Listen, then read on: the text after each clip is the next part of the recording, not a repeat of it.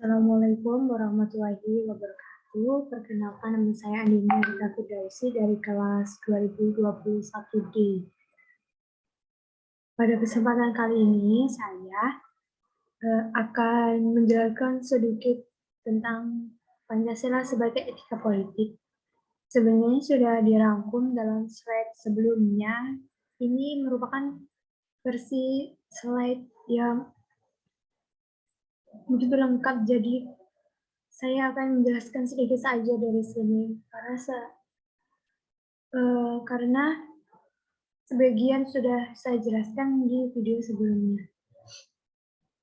Baik, kita mulai. Pancasila sebagai etika politik.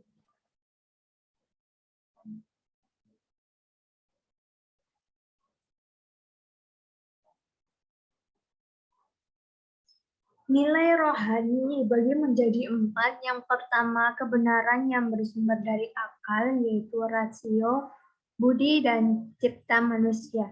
Nilai keindahan atau estetis, yaitu yang bersumber pada unsur perasaan atau estetik dan rasa manusia. Nilai kebaikan atau moral yang bersumber pada unsur kehendak atau will dan karsa manusia. Nilai religius, yaitu yang merupakan nilai kerohanian tertinggi dan mutlak yang bersumber pada kepercayaan dan keyakinan manusia.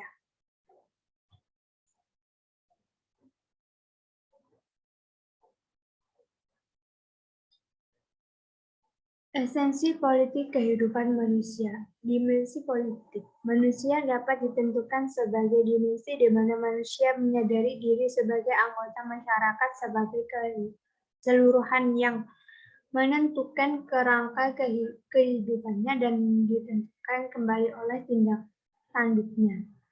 Dimensi politis ini sendiri mempunyai dua segi fundamental yang saling melengkapi sesuai dengan dua kemampuan fundamental manusia. Kesimpulannya, dimensi politik kehidupan manusia adalah dimensi yang beranggotakan manusia yang sadar untuk menentukan kerangka kehidupannya.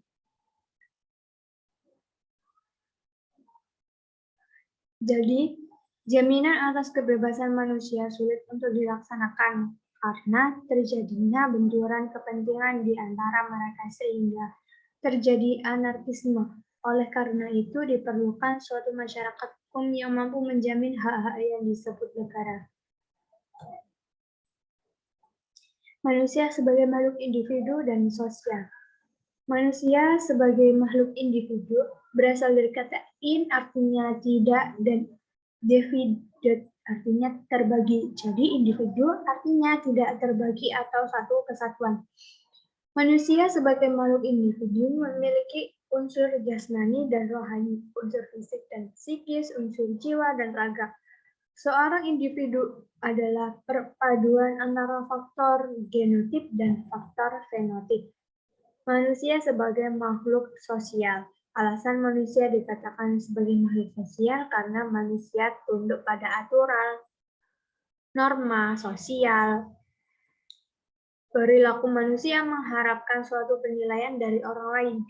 Manusia memiliki kebutuhan untuk berinteraksi dengan orang lain. Potensi manusia akan berkembang bila ia hidup di tengah-tengah manusia. Faktor-faktor terjadinya interaksi sosial: yang pertama, imitasi; kedua, sugesti; yang ketiga, identifikasi; yang keempat, simpati. Nilai-nilai Pancasila sebagai sumber etika politik ada dari nilai ketuhanan yang Maha Esa, kemanusiaan yang adil dan beradab, dengan implementasi nilai-nilai kemanusiaan yang adil dan beradab. Dalam sila ini menuntut insan, warga negara, dan penyelenggara negara agar memelihara budi pekerti kemanusiaan yang luhur dan memegang cita-cita moral rakyat yang luhur. Yang ketiga, persatuan Indonesia, yaitu pembangunan jiwa dan etika politik kenegaraan yang cocok dengan karakter kebangsaan guna mengatasi segala macam bentuk paham politik golongan dan perorangan yang menyebabkan perpecahan bangsa. Yang keempat, sila kerakyatan yang dipimpin oleh hikmat, kebijaksanaan dalam permusyawaratan keyakinan. Demokrasi Indonesia keseluruhan adalah berasal dari rakyat, oleh rakyat, dan untuk rakyat. Yang kelima, keadilan sosial bagi seluruh rakyat Indonesia, artinya memberikan legitimasi hukum dalam kehidupan dan penyelenggaraan negara. Selain itu, tujuannya dalam kehidupan negara yaitu yang menunjukkan setiap warga negara Indonesia mendapatkan perlakuan adil dalam bidang politik, hukum, sosial, ekonomi, dan kebudayaan. Dalam visi negara ini yang hendak mewujudkan keadilan sosial bagi seluruh rakyat Indonesia, mewajibkan pemerintah dan penyelenggara negara untuk memelihara budi pekerti kemanusiaan.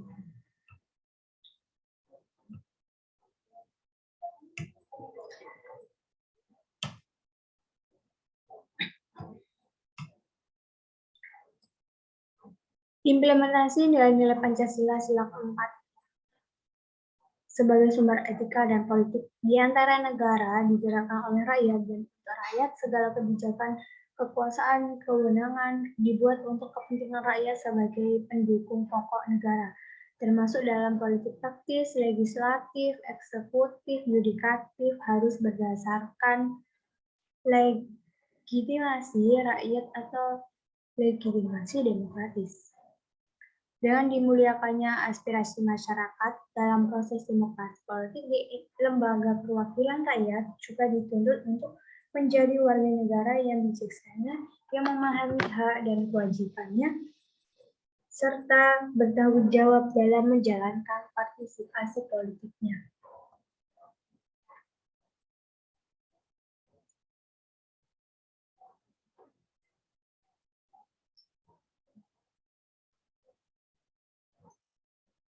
Contoh penerapan etika politiknya seperti yang dijelaskan dalam slide sebelumnya, yaitu dalam video sebelumnya, maksud saya, yaitu kasusnya bisa ditemukan dalam kegiatan kampanye sesuai dengan etika Pancasila. Dalam kampanye, orang-orang dapat menjalankan dengan cara berbagai caranya, akan tetapi harus tetap memegang prinsip dari etika tersebut.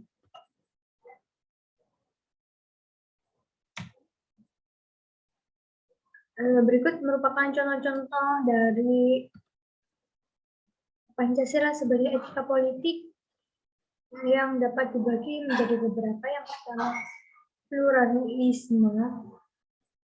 Contohnya kebebasan memeluk agama di Indonesia, toleransi terhadap kegiatan beribadah, memberikan jaminan perlindungan dan keamanan, mencegah adanya konflik untuk menjaga stabilitas nasional.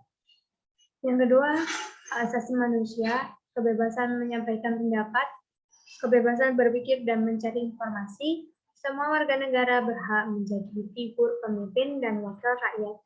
Wakil rakyat harus berfungsi sebagai pembela dan pejuang.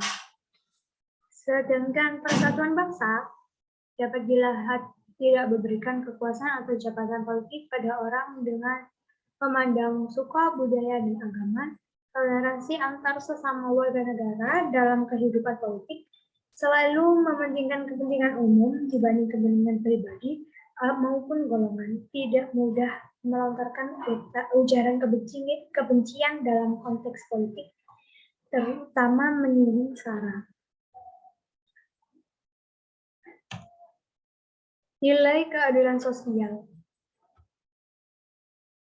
Contohnya, tidak ada diskriminasi menurut jenis kelamin. Kebijakan pemerintah harus bisa sesuai dengan kebutuhan dan kepada rakyat, bukan hanya kepentingan elit politik semata. Hukum berlaku secara adil dan merata. Penerapan legalitas hukum di Indonesia sebagai negara hukum. Pemerintahan yang jauh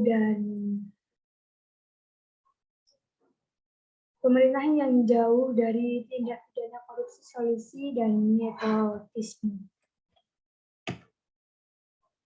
Etika politik Pancasila. Pengertiannya seperti dijabarkan dalam video sebelumnya, yaitu percabangan dari filsafat politik Pancasila yang memandang baik dan buruknya suatu perbuatan maupun perilaku politik dengan dasar filsafat maupun Pancasila.